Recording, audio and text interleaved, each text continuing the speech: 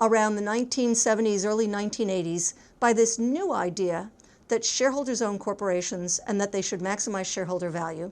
And this idea actually starts to change the business world. It influences the rules that the Securities Exchange Commission passes, so that the Securities Exchange Commission passes several new rules that are designed to give the shareholders of the corporation more power and more influence over their boards of directors.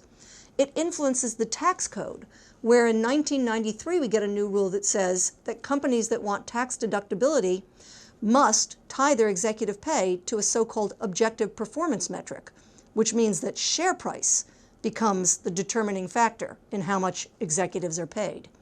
And this idea gets embraced by an entire generation of professors and political leaders and policymakers and especially business leaders who all collectively come to believe that corporations belong to shareholders and that they should be run to maximize shareholder value.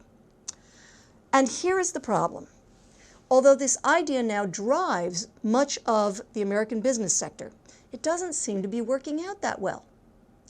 It doesn't work out that well for corporations. The number of publicly listed companies in the United States has dropped from more than 9,000 at the beginning of the 1990s to fewer than 4,000 today. The life expectancy of public companies has declined even more severely. The average member of the Fortune 500 was on that list for 75 years a few decades ago. Today, the average Fortune 500 company can only expect to be on that list for about 15 years. Companies are cutting back on their reinvestment. It used to be that companies reinvested 40% or more of their profits back in the business. Now it's less than 10%.